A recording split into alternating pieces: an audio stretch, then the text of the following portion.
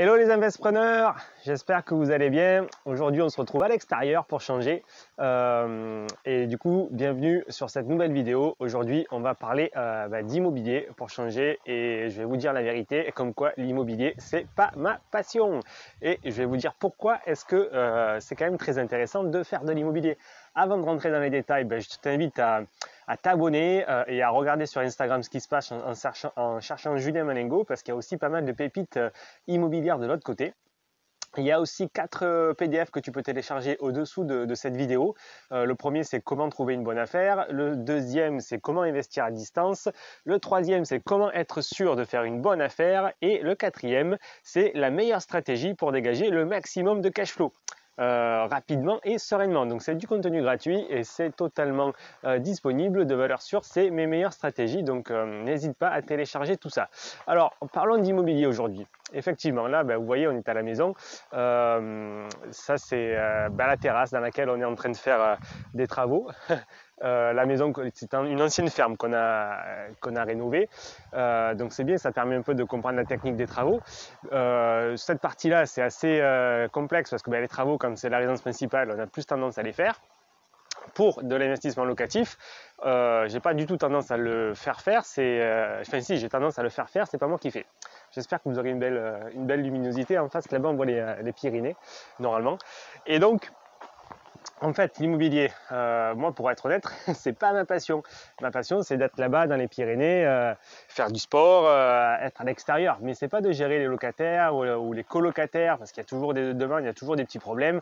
Ils se coincent dans la porte des toilettes ou l'évier est bouché. Et voilà, ils ont tendance à appeler un peu pour tout, n'importe quoi. Alors même si on met des prestataires qui font les intermédiaires, il faut aussi gérer les prestataires, quoi.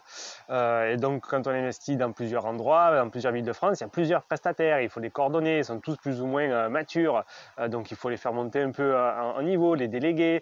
Donc voilà, rien que la gestion des colocataires ou des locataires ou des locations courte durée, c'est du sport, croyez-moi. Alors après, si je vous passe les investissements, parler avec les banques, voilà, quand depuis 2-3 années on investit assez massivement dans l'immobilier comme moi je l'ai fait, croyez-moi, c'est pas mal de stress et pas mal d'efforts.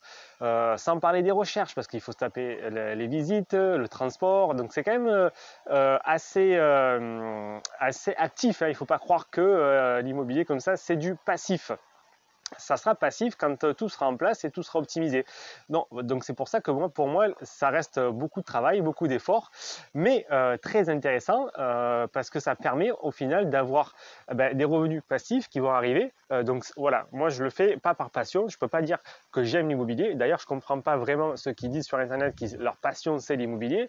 Bien sûr que quand on fait un projet de rénovation avec une belle cuisine, une belle salle de bain, une belle rénovation d'appartement, on est content du résultat.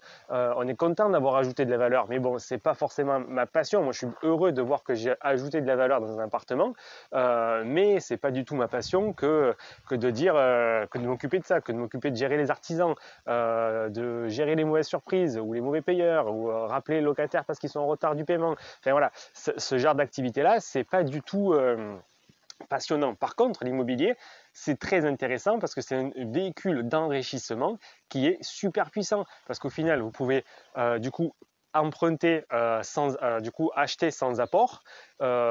Donc vous n'avez pas besoin vraiment d'avoir l'argent sur votre compte. Vous allez faire un crédit immobilier, ça va vous permettre de lever des fonds, d'emprunter beaucoup d'argent que vous allez rembourser sur de très longues périodes. Le coût du crédit est très bas, donc au final vous empruntez, c'est en plus vos locataires qui vous remboursent. Donc c'est très puissant et pour moi c'est pour ça que je fais de l'immobilier parce que c'est le meilleur véhicule d'enrichissement à court terme parce que ça permet de gagner de l'argent tous les mois et surtout aussi à long terme parce que quand on arrive à avoir 1 million, 1,5 million, 2 millions de patrimoine, au bout du crédit, pendant X mois, on y gagne, mais à la fin du crédit, on sera quand même millionnaire ou on aura peut-être 2 millions sur le compte bancaire.